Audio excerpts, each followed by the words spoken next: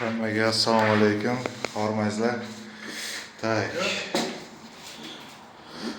Biz shitda ochdik. Shitda zazimlina yo'q deb o'yladik. Haqiqatan yo'q ekan. Zazimlinani kesib tashlashgan ekan, o'zlari manaki. Zazimlina. Biz qaytadan montaj qildik, sababi pastda zazimlina qoqqan payti mana ikkita simni qoq o'rtasidan armatura qoqib yuborishdi. Chunki bizda o'zi avtomat qo'yamiz. Uzib yuborishini bilardim ham qo'ymadim o'zim. Keyin esa egasiga ko'rsatib berdim, tester qilib berdim. Mana 220 chiqyapti. Hozir o'zini qo'ysam, avtomatni bekordan nobud qilib qo'yamiz. Ham ko'p tashlaversa bo'lmaydi dedi. Undan keyin hozir qayta montaj qilyapmiz. Endi buyoqlar remont bo'lgan, ko'rib turibsizlar o'zlaringiz. Remont holatda mana teshib o'tdi. Borimiz yetmadi, iloj boricha stakanimiz bor edi, almas bilan.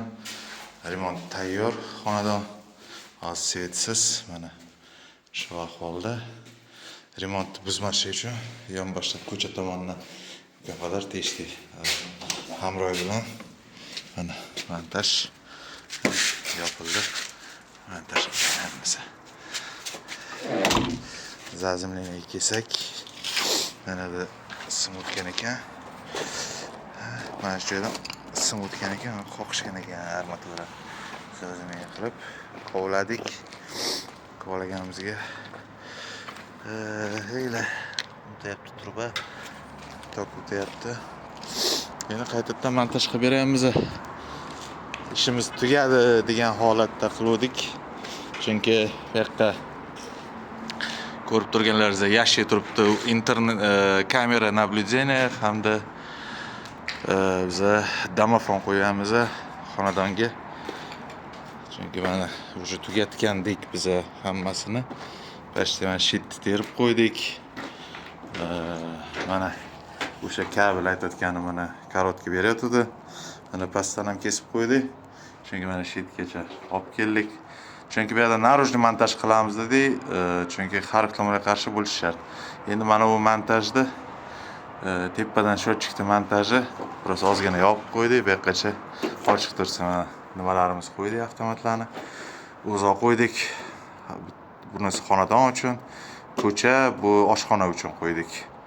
Shu ahvolda qo'ydik. Tak, hozir vaqtinchalik xonadon o'chirilgan. Ko'rib turganlaringizdek.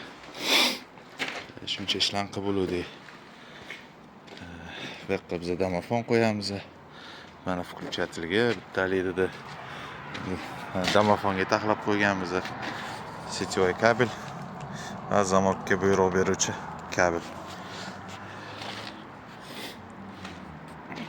Hamma joyimiz montaj qilganmiz.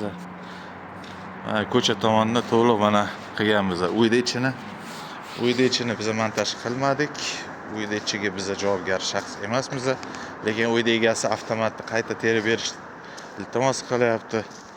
Avtomatni tepa, pastki etajda avtomatini biz iloj bo'lsa amperni ham kishaytiryapmiz. Chunki sim unga mos emas. Simni ko'rdingizlar, boyana shitni ko'rsatdim. Mana kotelnimiz. Kotelnimizga mana ikkinchisi setni qolgan qismi biz shu holatda terdik. Endi miyasi haqqa turishini biz ko'rsatmaymiz, chunki bu sir bo'ladi hamisha. Kotelnimiz kotelni holatimiz buni terishgan boshqalar. Biz termaganmiz bu kotelni. Biz просто obzor qilib o'tamiz. Boilerni, kosvinni Ariston boiler.